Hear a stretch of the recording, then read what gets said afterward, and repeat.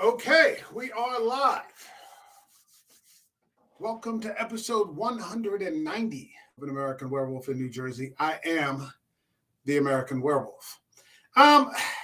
Yesterday, I got a chance to head out to the matinee with my buddy Ryan and catch on the first day the very first feature of André Øvredal's latest effort, and you might know him from Scary Stories to Tell in the Dark. And I mean by that, The Last Voyage of the Demeter. And The Last Voyage of the Demeter is a small section of chapter 7, I believe, of Bram Stoker's Dracula, which documents through the log of the ship, the journal of the ship, the voyage from Transylvania over to England, taking on 50 boxes of earth, so on and so forth. And then, it's a matter of a few pages. It's a few pages, but it is just one of my all-time favorite pieces of literature. And basically, from the captain's perspective, talks about the constant disappearance and deaths on board the ship. As we know, Dracula is on the ship in one of the coffins, using these people for food one at a time until they get there. So I would have been wanting for some time for someone to make a movie about this. I thought it would be great for a movie. You've seen little clips in here in Dracula movies here and there, Lugosi's, and I think in Langella's, and then a bit in Coppola's. And then somebody finally got to Netflix and made a 3-part limited series of Dracula, one entire episode being the Demeter, which was not really close to the source material. But somebody finally got to it. André Øvredal's The Last Voyage of the Demeter. And I saw it yesterday, and I got to tell you, I enjoyed it. I wasn't expecting anything.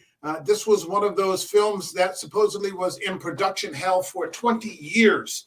So people that I knew that were working in Hollywood or that had been working in Hollywood, prominent YouTubers I had talked to, had said that they had seen the script 20 years ago. It seemed very bland. Their understanding was that this final production was no different. So I walked in with no expectation at all. I thought that it was really, really good.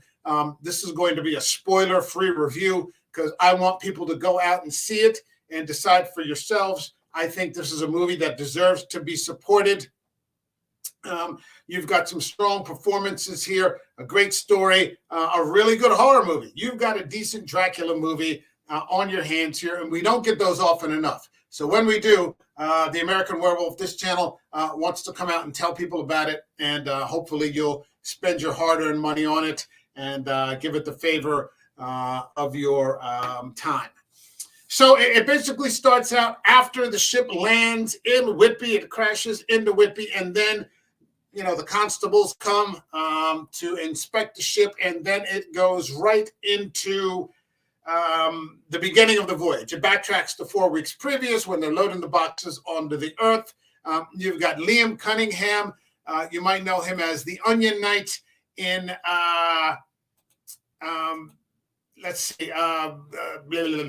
Game of Thrones. He was really good in that. You've got David Dasmalchian, that you might know from The Dark Knight and The Suicide Squad and tons of other things. He's in there as well. You've got a strong cast.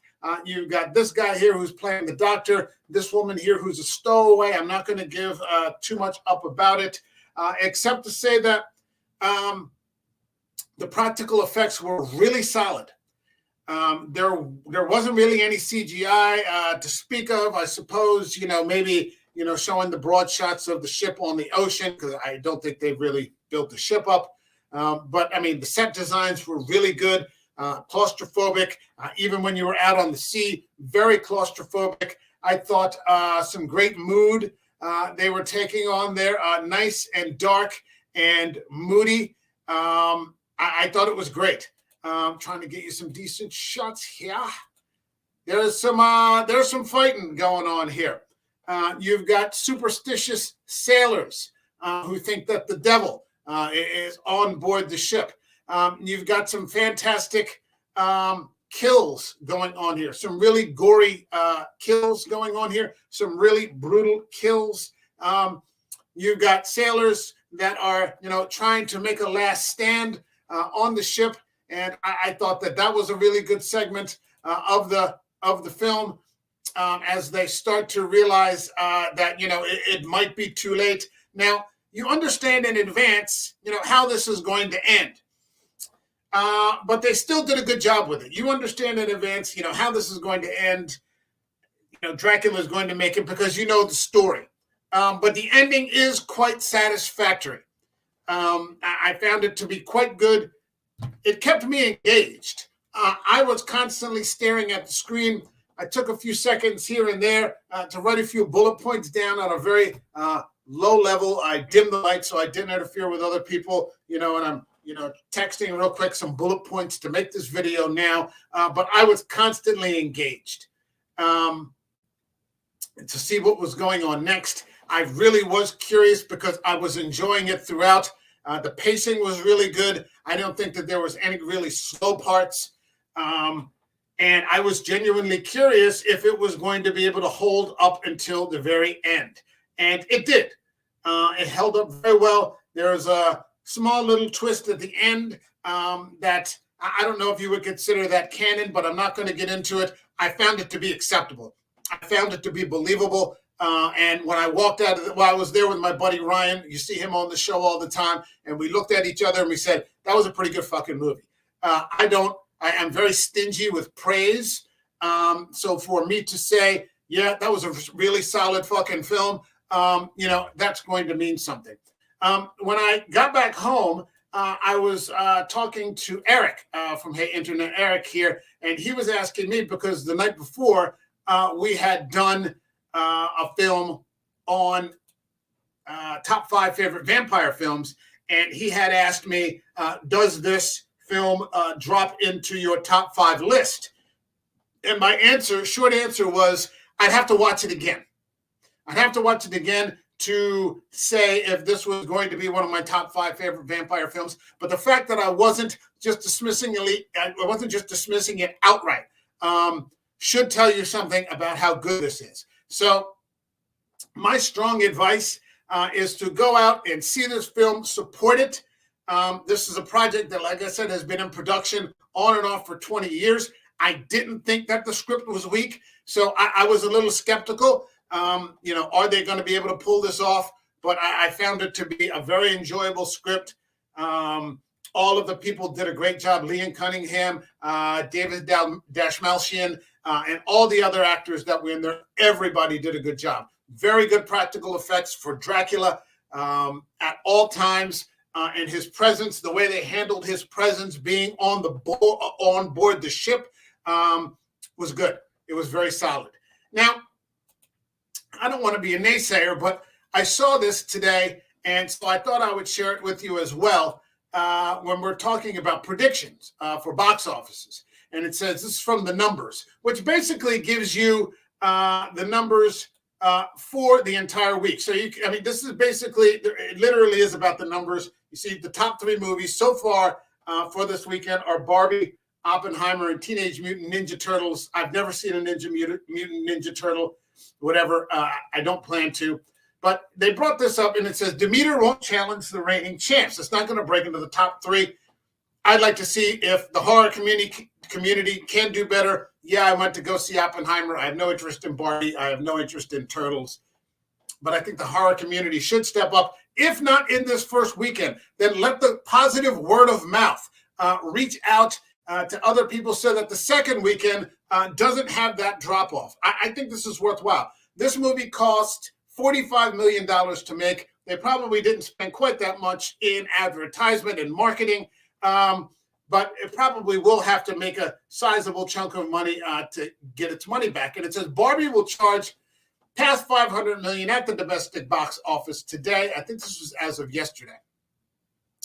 and topped the box office chart for the fourth consecutive weekend, even though I think that they've dropped down 39% from the previous week. So the decline is starting. With The Last Voyage of the Demeter looking like it will struggle to gain any traction, Oppenheimer will most likely regain second place ahead of the second weekend of Meg 2, The Trench. I have no idea why anybody would want to give their money to that. It's complete garbage. And you've got a quality horror movie right here. Going into the weekend, Last Voyage of the Demeter already looked like it had an uphill battle to land on the chart. And so we can see what exactly is happening here. Hold on a second. Scary stories to tell. Comparable opening weekends. So opening weekend, 20 million. Black Phone, 34 million. Firestarter adjusted because that was a Peacock stream, I think, as well. Candyman adjusted 43, 10 million for Freaky, Invisible Man 28, blah, blah, blah, blah, blah. The median was about 13 million. So that's the median average for these opening weekends comparatively from other horror films in the past 5 years, or a little bit more with Crimson Peak and Victor Frankenstein. So that gave us a predicted opening of about $10 million. It's Thursday preview numbers. This is Demeter's numbers, fall short of expectations, though. And so on Thursday, I went to see it on Friday. I don't think my local cinema house offered a Thursday night preview. If it did, I didn't catch it. Previews for that day were only $750,000. Talk to Me, 1.24 million. The Blackening, The Pope's Exorcist, Comparative, Pray for the Devil, Barbarian, which was okay. Invitation, Men, that was terrible. X, Don't Breathe, whatever. So early screenings, minus, preview prediction, fundamentals, final prediction, 7.2 million. Our model thinks the film's underlying strength, because this is a DreamWorks film. This is a Spielberg production house. His underlying strength basically being a horror film from a well-established studio. I didn't know that this was DreamWorks. So they really have, put their best foot forward here. Could give it some legs over the weekend as a whole. My suspicion is that things won't get much better, though, and a weekend around $6 million is likely. So I'd like to see if horror fans can carry it past that. Yeah, we did see. I still think that the big opening weekend of the year is going to go to The Exorcist. The new one, The Exorcist Believer, and we saw that, and it's a couple of weeks off. But I'd like to see if horror fans can't carry this across the threshold into profit. You know me. If you watch this channel, I do not hand out praise lightly. This is a good movie, brutal kills, good story, good acting, satisfying ending. I don't see what the problem is. I enjoyed it. My rating system works from 0 to 5, up by half, so 0. 0.5, 1.5. I'm going with a 4. I'm giving this a 4-star review out of 5. I thought it was worthwhile, and it is in question. It's not out of the question that this at some point could make it to my top 5 vampire movies list. When it drops on physical media, I'll definitely purchase it, and I'm happy to watch it again. If I had the free time, I'd probably go see it again just to support it, because I want it to be profitable. In a couple of days, we'll probably see on Monday or Tuesday what the numbers say. Maybe I'll do a follow-up video on that. But yeah, my strong recommendation, go see it for yourself. Check it out, and let me know what you think in the comments. Like this video, leave a comment. Let me know what you think. One-word comment is fine. Subscribe to the channel, and we'll see you all in the next video. We'll see some good movies. Later.